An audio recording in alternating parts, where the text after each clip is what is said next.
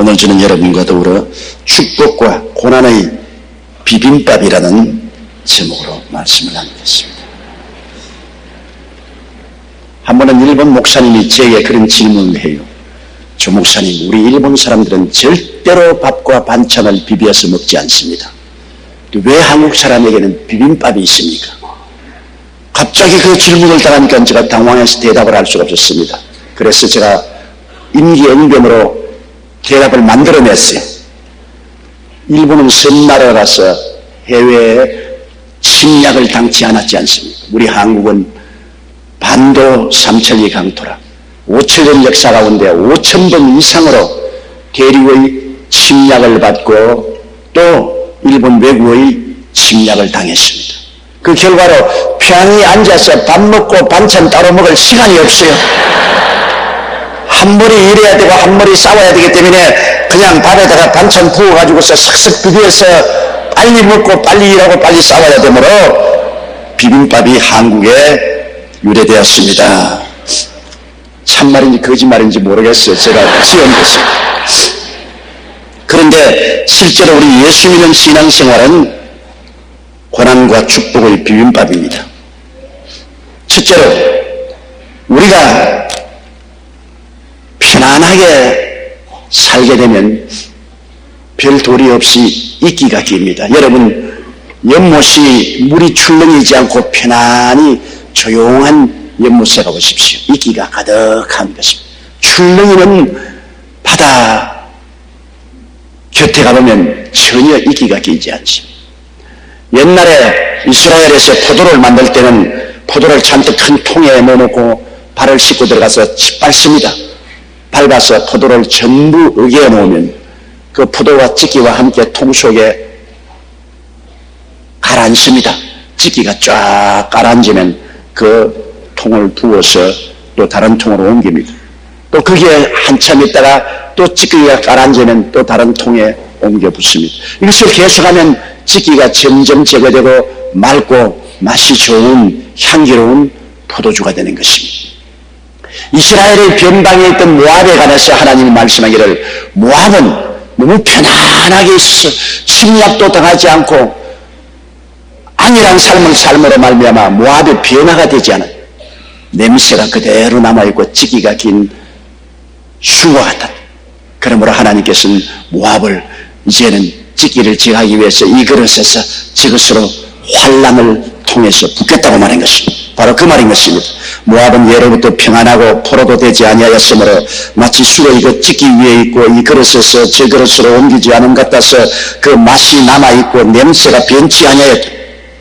그러므로 나 야훼가 말하노라 나를 이르리니 내가 그 그릇을 기울일 자를 보낼 것이라. 그들이 기울여서 그 그릇을 비기하고 그 병들을 부수리니. 이 말씀을 제가 비유로 사용하는 것입니다. 모압이라는 나라가 평안해서 그 맛이 남아있고 냄새도 변치 않고 새롭게 되지 아니하므로 하나님이 맑은 포도를 만들기 위해서 포도주를 만들기 위해서 진직인 포도를 이 그릇에서 저것으로 옮기는 같이 모압을 환난과 고난의 그릇으로 옮겨 붓겠다고 말한 것처럼 우리의 신앙생활도 평안할 때 찌기가 끼는 겁니다.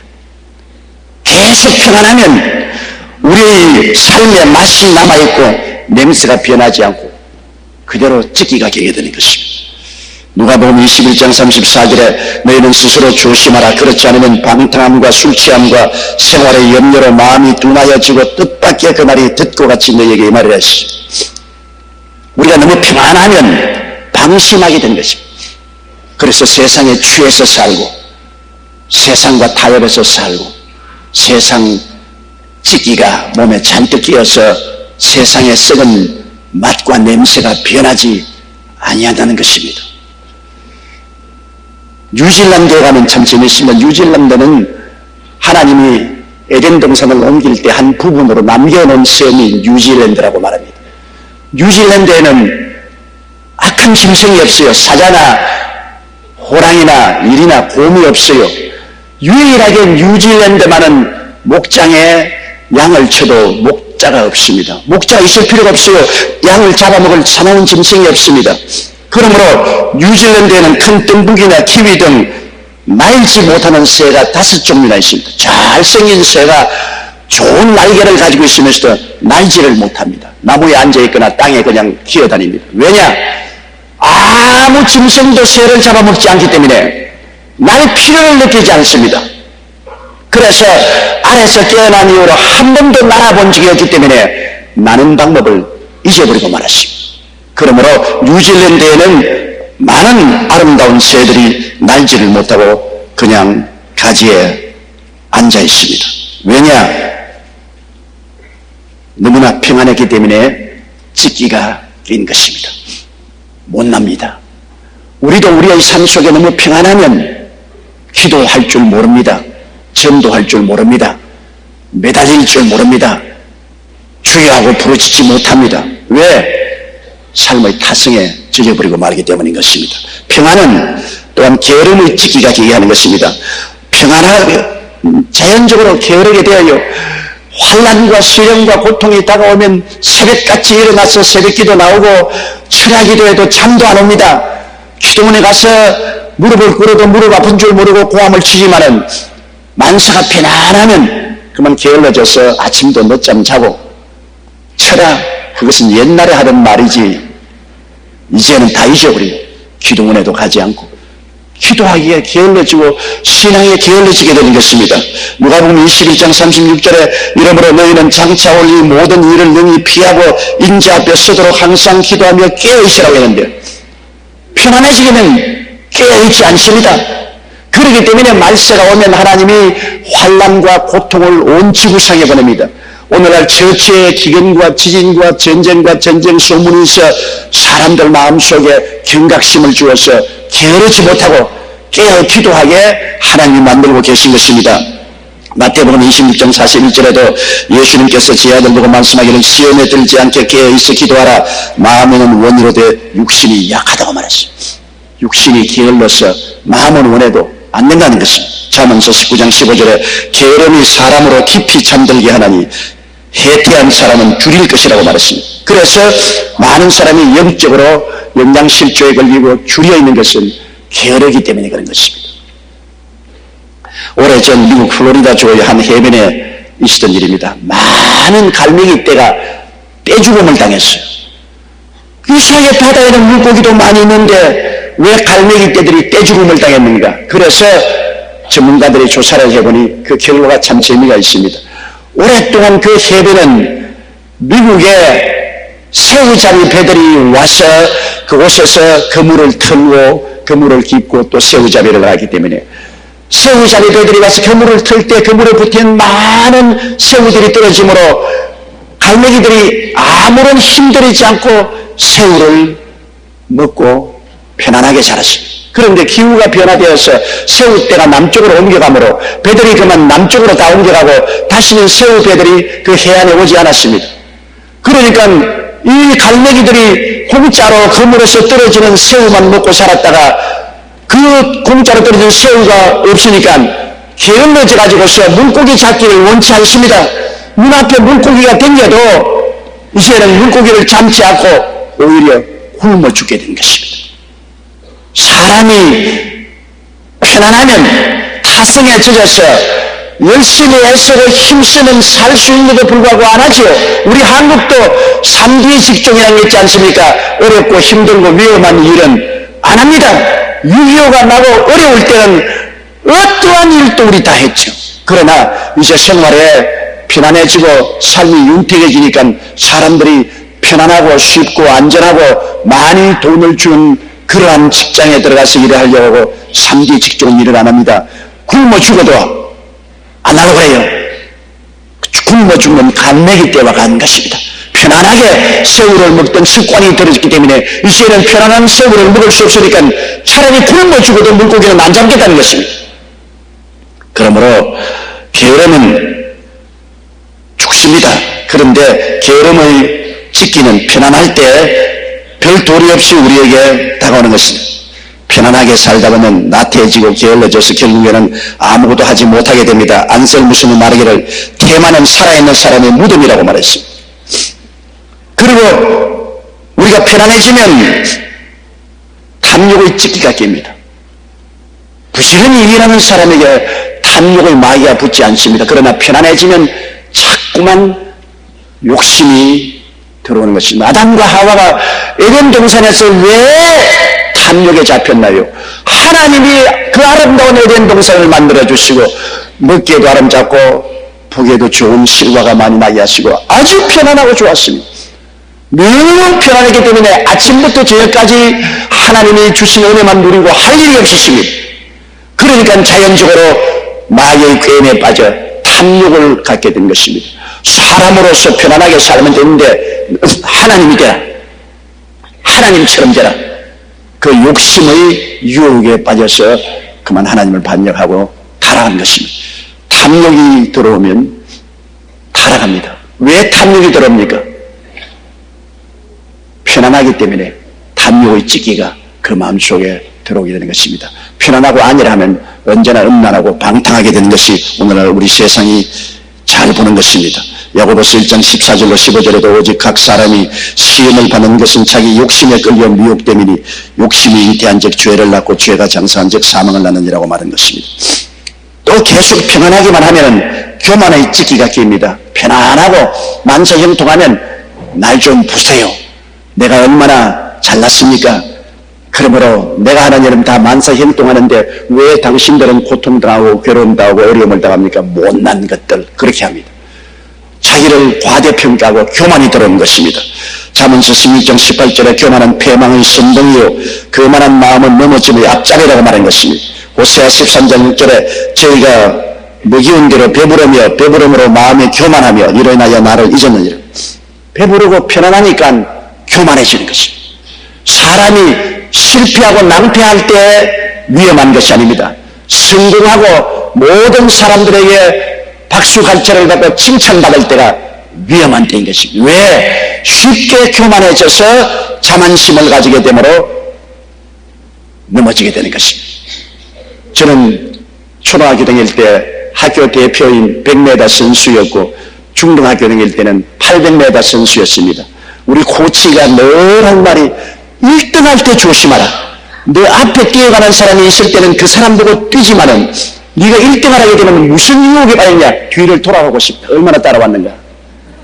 한 번 돌아보는데 수초의 시간을 잃어버리게 되고 결국에는 너는 1등 자리를 잃어버리게 된다. 그러므로 절대로 1등할 때 뒤를 돌아보지 마라. 돌아보면 너희는 박살이 난다. 1등할 때 돌아보고 싶습니다. 내가 얼마나 앞에 갔는가 싶어서 돌아보고 싶어요. 언제나 우리 삶에 1등을 했다고 생각할 때 돌아보고 자만심을 가지기 때문에 그만 넘어지고 자빠지게 되는 것입니다. 편안하게 되면 교만의 찌기가 끼게 되는 것입니다. 또 너무 계속 편하게 되면 세상 쾌락의 찌기가 끼게 되는 것입니다. 갈라디아 5장 19절에 육체의 일은 현저하니 곧 음행과 더러운 것과 호색이라고 말했습니다. 사람이 편안하고 잘 살게 되면 평균적으로 이 세상에 따라오는 유혹이 술 취함과 방탕함과 음란인 것입니다. 편안하고 음란하고 방탕하고 술 취하지 않은 사람이 없어요. 내가 미국에 좋은 친구 한 사람 만났는데 그분이 아들이 없고 딸만 있어요. 그래서 저보고 이런 이야기를 참 자기는 고민이 많다 그래요. 그 왜 고민이 많으니까 시집을 보내는데 신랑감 구하는 것이 너무나 고통스럽다. 왜? 똑똑한 놈 구해가 출세하고 성공하면 반드시 이놈 바람 피운다. 그리고 못난 놈 구해놓으면 평생 저렇게 널널널 딸의 짐이 된다. 그러니 못난 놈을 구해놓으면 딸의 짐이 되고 잘난 놈 구해놓으면 반드시 바람 피우고, 그러니 딸 가진 부모의 심정이 얼마나 괴로운지 저 목사는 모르지, 딸이 없으니까 모르지 그러더라고. 그 딸 가진 부모가 그런 고생을 해요. 잘나고 성공하면 반드시 세상의 유혹에 빠져 술 취하고 방탕하고 음란하게 되는 것이 오늘 세상에 가는 것입니다. 세상의 쾌락의 찌기가 평안함을 끼게 되는 것입니다. 마틴 루터가 종교개혁에 대해 고민하고 있을 무렵에 하루는 꿈을 꾸었는데 꿈에 보니까 사탄의 보좌가 있고 많은 사탄의 일꾼들이 와서 사탄의 왕에게 보물을 하고 있습니다. 그러다 한 귀신이 나오더니만 이렇게 말했습니다. 수령님, 저는 사막을 걸어가는 예수쟁이들을 보았습니다. 그래서 이놈들을 전부 협박을 하기 위해서 사자를 보냈습니다. 사자가 어른거리고 발톱을 내밀고 뛰어달라들 때 그들은 함께 모여서 열심으로 부르짖어 기도하고 하나님을 버리지 않았습니다. 사자가 협박을 하면 하나님을 버릴 줄 알았는데 더 부르짖고 기도하고 뭉치는 것을 보았습니다. 둘째 귀신이 나와서 말했습니다. 저는 바다를 향해 가는 예수쟁이들에게 큰 폭풍을 일으켰습니다. 폭풍이 와서 배가 뒤엎어질 지경이 되는데 그렇게 되면 그들이 다 하나님을 버리고 떠나갈 줄 아는데 더 아우성을 치고 부르짖어 기도하고 배가 암초에 부딪히니까 암초에 올라가서도 하나님을 찬송하고 예만 드리기 때문에 타락시킬 수 없었습니다.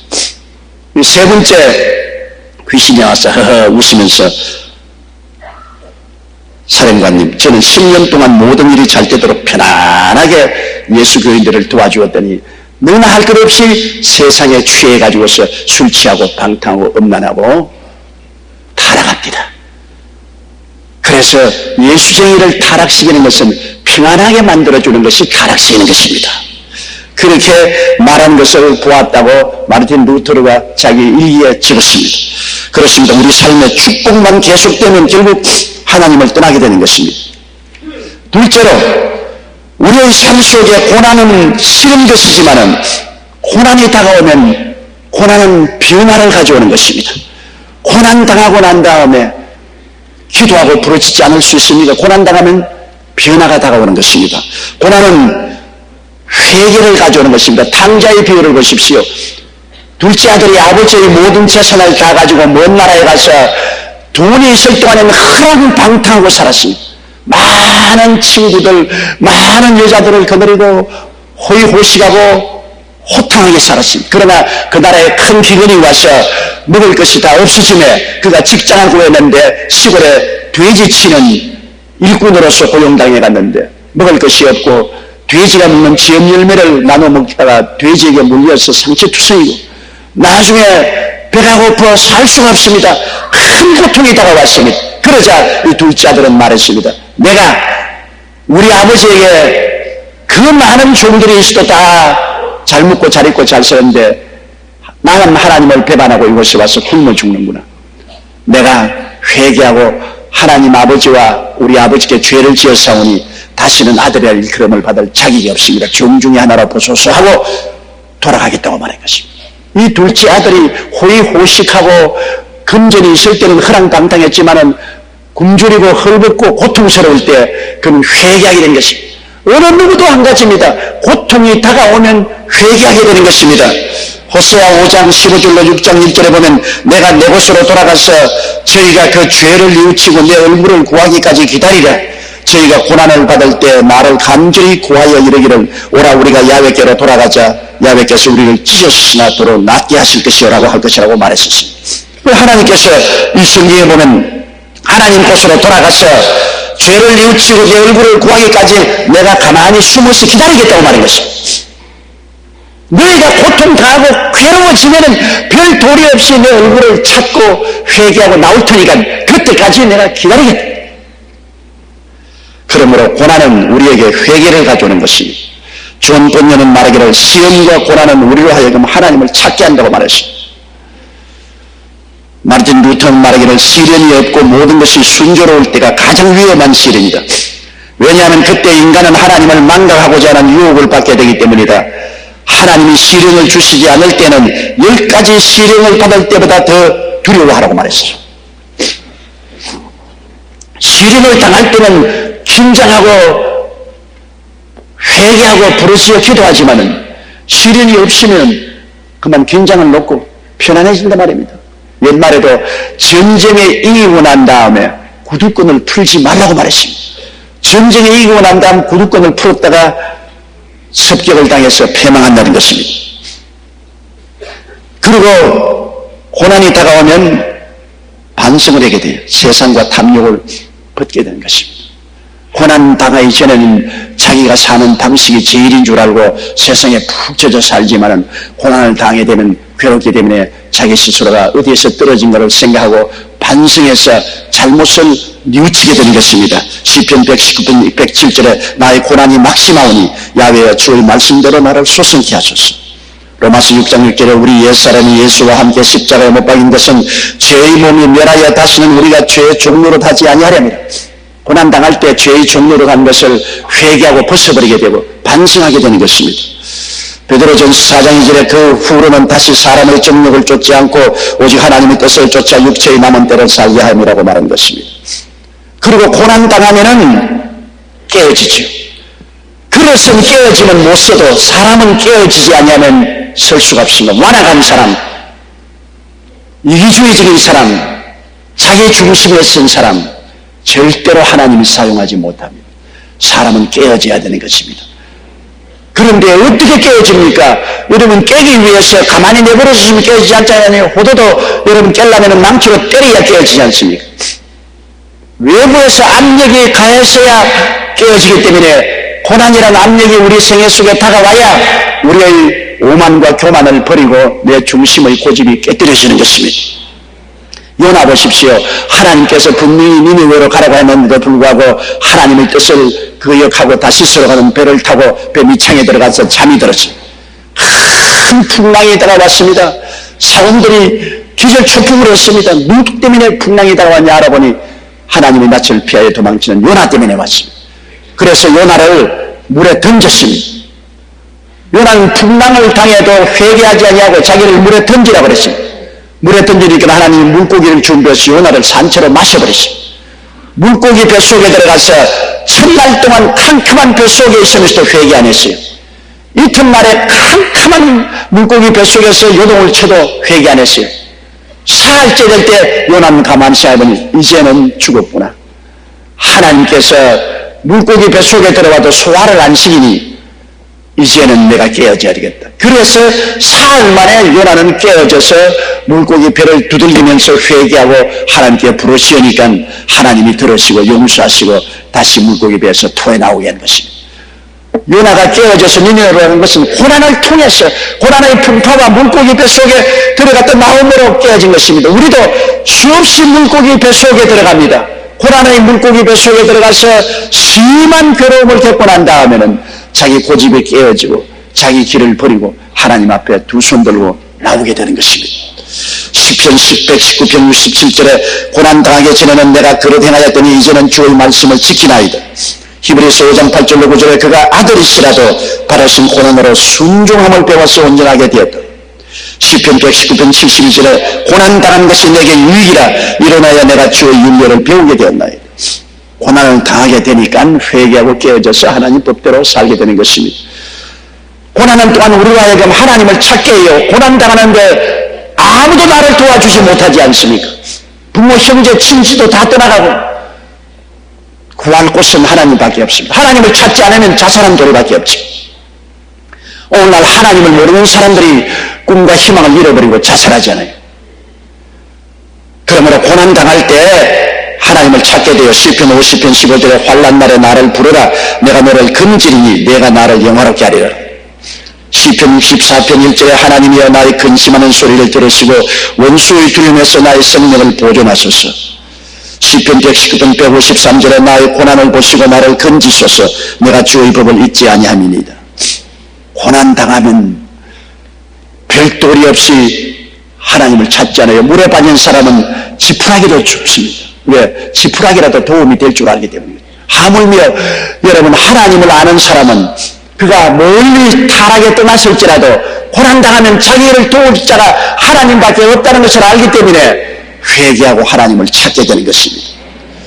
그리고 고난당하면 신앙의 열심을 되찾습니다. 옛날에는 그렇게 신앙이 뜨겁고 열심히 있어서 하나님께 부르짖고 말씀 듣고 기도하고 신방하고 구제하고 열심히 했는데 그만 생활이 편안해지니까 게을러지고 열심을 잃어버렸습니다. 그러나 고난 다가오면 다시 회개하고 깨닫고 열심히 돌아오게 되는 것입니다. 요한계시록 3장 16절에 내가 이같이 미지근하여 배웁지도 아니하고 차지도 아니하니 내 입에서 너를 토해야 내치리라고 했습니다. 고린도후서 7장 11절에 하나님의 뜻대로 한 이 근심이 너희를 얼마나 열심히 있게 했느냐. 우리가 마음에 고난당하여 근심하게 되면 그때 회개하고 자복하고 뜨거운 열심을 내어서 주를 찾게 되고 열심으로 주를 찾으면 또 주님이 찾아오시는 것입니다. 지금까지 학계에서 원인을 발견하지 못하고 있는 것 중에 하나가 조개삿갓의 엄청난 집착입니다.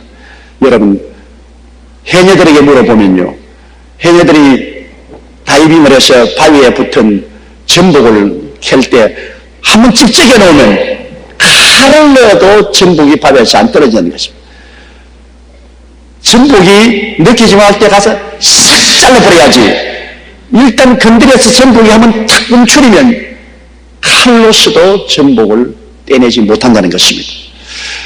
바위 자체를 깰 수는 있어도 거기에 붙은 조개삿갓을 깰 수 없다고 말합니다. 학자들은 조개삿갓이 이렇게 바위에 강하게 붙어있는 원인이 오랫동안 파도와 싸운 결과라고 말합니다. 그들이 견디는 파도의 힘은 시속 482km의 바람과 같습니다. 이런 엄청난 힘에 저항하여 오랜 세월을 견딘 결과 조개삿갓의 집착력은 점점 더 강해져서 바위에서 뗄 수 없는 정도가 되는 것입니다. 그냥 편안한 물에 파도가 치지 않은 곳에 있으면 이 조개삿갓은 힘차게 붙는 집착력을 잃어버리기 때문에 쉽게 떨어져 나올 것입니다. 그러나 자꾸 파도가 치고 자꾸 바위에 떨어져 내려고 하니까 엄청난 힘으로 바위에 붙음으로 조개삿갓이 그렇게 큰 힘으로 바위를 붙잡게 되는 것입니다. 마찬가지로 고난은 우리가 하여금 또 열심을 내서 하나님께 나가게 하는 것입니다. 고난을 극복하기 위해 안간히 힘을 쓰는 동안 우리의 신앙은 더 열심히 있게 되고 강한 믿음으로 변화되는 것입니다. 6.25 사변난 이후로 한국 사람의 신앙은 엄청났습니다. 6.25의 고난 때문에 비로소 전 세계에서 새벽기도회가 우리 한국에 생겼습니다. 그리고 철야기도도 한국 사람들이 하고 산기도운도 한국이 처음 출발했습니다. 새벽기도, 철야기도, 산기도, 금식기도 엄청나게 고난 통해서 우리는 하나님께 매달렸고 우리 한국 사람은 신앙이 강해져서 이 짧은 세월 동안에 기독교 복음이 들어온 지 120여일 만에 오늘날 전 세계 12,000명의 선교사를 내보냈습니다. 미국 다음으로 가장 많은 선교사들이 온 세계에 나와 있습니다. 그러나 최근에 와서 한국 교회가 힘을 잃고 잠들어 있고 교회 성장이 거쳤다고 하는 이유는 그동안에 한국의 경제 개발을 통해서 삶의 환경이 엄청나게 변화되고 편안하게 되었습니다. 그래서 수많은 우리 동포들이 해외 여행을 다니고 국내 여행도 다닙니다. 교인들도 그만 회의해졌습니다. 하나님에 대한 집착력이 점점 약해졌습니다. 신앙이 약해지기 때문에 마귀가 와서 싹싹 잘라서 세상으로 끌고 가는 것입니다. 편안하고 복받는 것이 좋은 것이고 그것이 하나님 원하는 것이지만 평안하고 축복하는데 우리가 안일하게 되어서 세상화되고 마귀의 종이 된다면 이것은 큰 불행이 될 수밖에 없는 것입니다. 그렇기 때문에 고난은 우리의 신앙을 강하게 연단시키고 하나님께 힘차게 붙어있도록 집착력을 강하게 만들어주는 축복을 받게 되는 것입니다.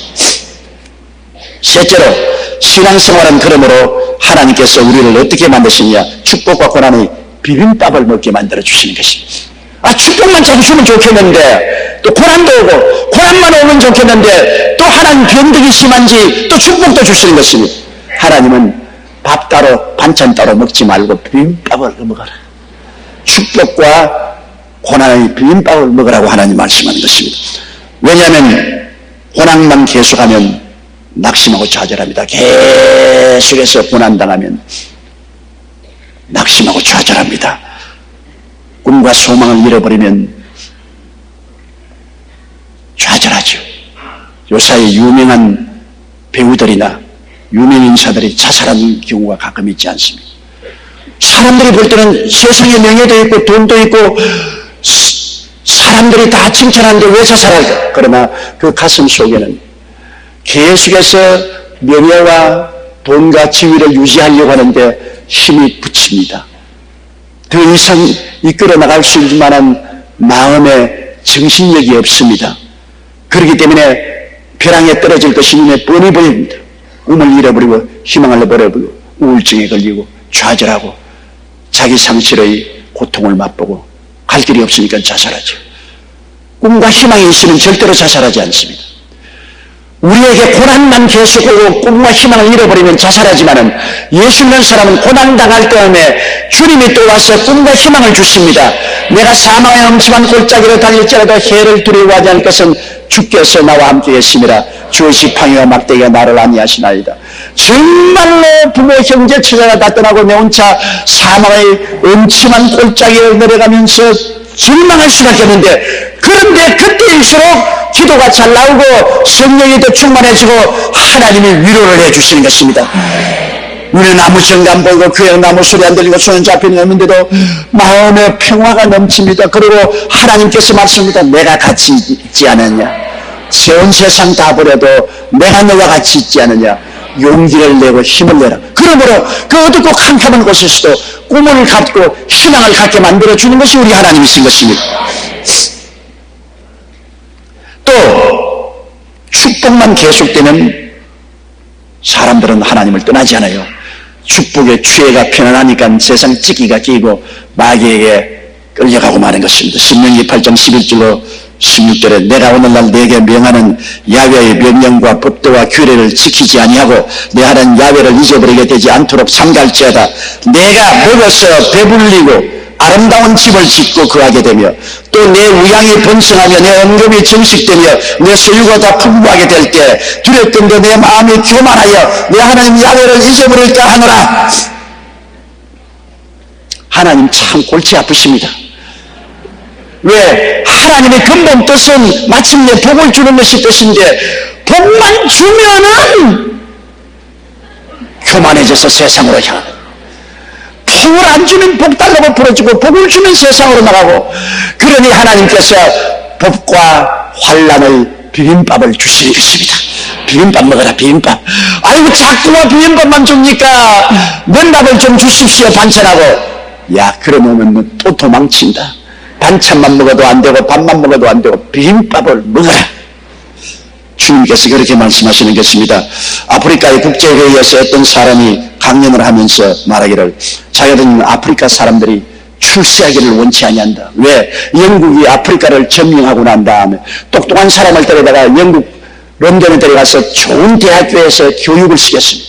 그래서 아프리카 사람들이 영국에 들어와서 학위를 냈고 교육을 받고 난 다음 본국에 들어왔으면 95%에서 99%가 신앙을 버리고 불신자처럼 되어버리고 말았다는 것입니다. 차라리 아프리카에 남아있을 때는 정말 하나님을 잘 섬기고 주를 따랐는데 영국 가서 학위 얻고 출세하고 난 다음에는 그만 하나님을 버리고 세상으로 떠나갔다는 것입니다. 사람의 평안한 삶을 살다 보면 믿음에서 멀어지게 됩니다. 그러므로 우리는 평안할 때라도 늘 깨어 기도하는 것을 잊지 말아야 됩니다. 그러므로 신앙의 비빔밥을 먹어야 되는 것입니다. 고난당할 때는 축복의 희망을 갖고, 축복받을 때는 고난의 채찍이 있어야 된다는 것을 알아야 되는 것입니다.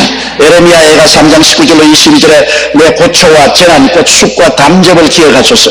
내 심령이 그것을 기억하고 낙심이 되오나 죽으심의 회상한 적 오히려 소망이 있사오면 야훼의 자비와 긍휼이 무궁하심으로 우리가 진멸되지 아니함이니이다. 큰 절망에서 완전히 좌절하려고 해도 우리 주님 안에는 소망이 있다. 그러므로 신앙의 비빔밥이 왜 좋냐면 고난당할 때 예수 믿는 사람에게는 반드시 하나님의 축복의 소망이 있기 때문인 것입니다. 예수 그리스도의 십자가 이후에 부활이 있듯이 우리가 고난당할 때 회개하고 깨어지고 돌아오면 주님은 또다시 우리를 오른손으로 붙잡아서 복을 줄 수 있는 큰 꿈과 소망이 있으므로 이 꿈과 소망 가운데서 우리는 고난을 이길 수가 있는 것입니다.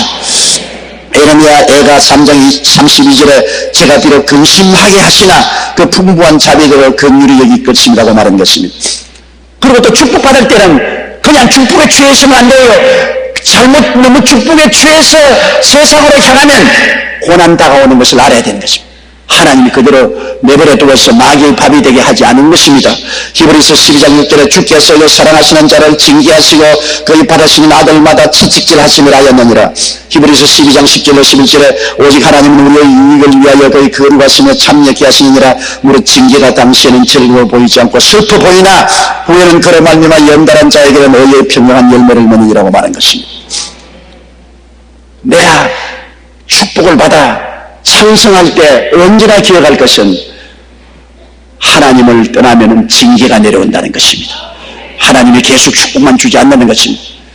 고난당할 때는 오히려 회개하고 하나님께 복받을 희망을 가지고 부르짖을 수 있지만은 축복받아서 게을러지면은 그 다음에는 하나님의 무시무시한 징계가 온다는 것을 알아야 되는 것입니다. 우리의 신앙생활에는 하나님께서 고난만 주는 것도 아니고 축복만 주시는 것이 아니라는 것입니다. 축복과 고난의 비빔밥을 주신다는 것을 잊어서는 안 되는 것입니다. 식물학자의 말에 의하면 겨울이 지난 후 3월의 부는 강한 바람의 나무에게는 꼭 필요합니다. 여러분 춘 3월에 꽃샘 바람 심하게 불잖아요. 가지가 부러지고 나무 뿌리가 뽑힐 정도로 바람이 붑니다. 그 바람은 왜 부냐? 오랜 겨울 동안에 움츠린 나무들이 다시 뿌리가 잠에서 깨어나고 물기를 끌어올리기 위해서 흔들어줘야 돼요.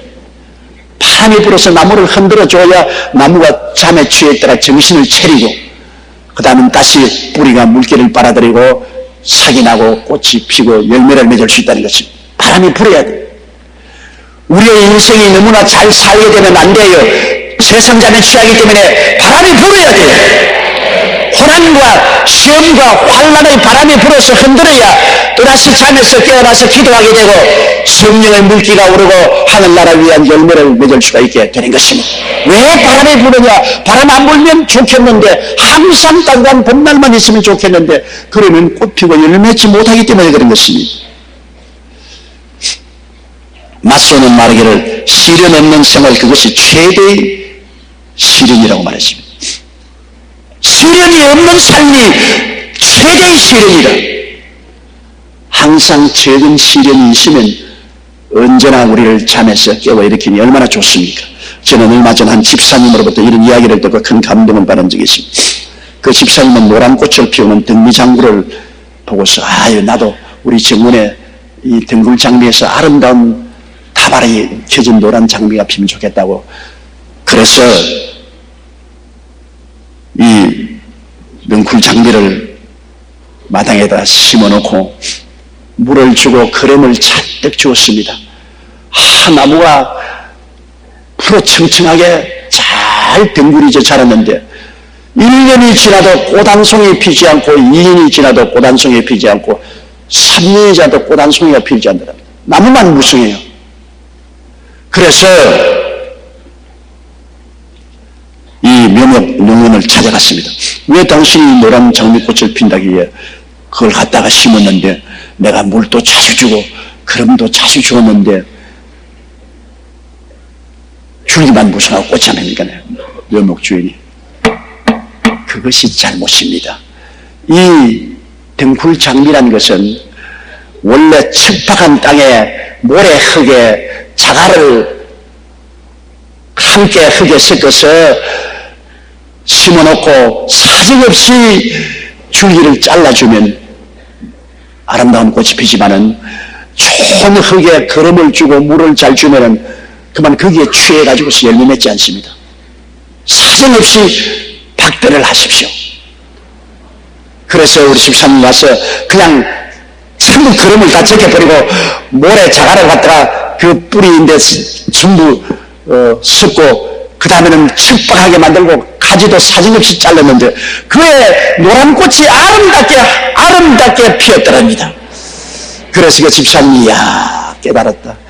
사람이 너무 평안하면 신앙의 열매를 맺지 않는구나. 너무나 행복하고 편안해지면 기도의 열매, 전도의 열매, 헌신의 열매, 사랑의 열매를 맺지 않지만은 고난 속에서 시련을 겪게 되면 기도하게 되고 전도하게 되고 사랑 베풀게 되고 그 하나님을 찾게 되는구나 하는 것을 깨달았다는 말을 제게 하는 것을 들었습니다. 인간도 마찬가지죠. 평안하고 복된 생활만 계속되면 인간은 절대 하나님을 향해 열매를 맺을 수가 없습니다. 그렇기 때문에 하나님께서 우리 인생 가운데 고난과 복을 적절히 비빔밥으로 주시는 것입니다. 축복받을 때는 절대로 방심하지 마십시오. 언제고 축복에 취하면 고난은 세찬 바람 불어온다는 것을 늘 알아야 됩니다. 고난당할 때는 낙심하지 마십시오. 하나님이 어느 때고 축복을 줄 준비를 하고 있기 때문에 회개하고 희망을 구석에 붙잡고 삶을 돌이키며 주님을 찾아야 하는 것입니다. 그러면 하나님께서는 우리의 일생을 통해서 축복과 고난에 비빔밥을 먹여주시면서 이 세상에서도 하나님을 잘 모시고 복을 받고 살고 세상과 함께 멸망하지 않고 천당에 올라가서 주님 품에 들어오도록 도와주시는 것입니다. 우리 다 같이 거기에서 기도드리겠습니다. 사랑이 많으시고 거룩하신 우리 아버지 하나님, 우리는 이 땅에 살면서 축복만 받기를 원하다가 축복받으면 하나님 멀리 떠납니다. 고난 속에서 회개하고 부르짖으면 또 주님이 축복을 주십니다.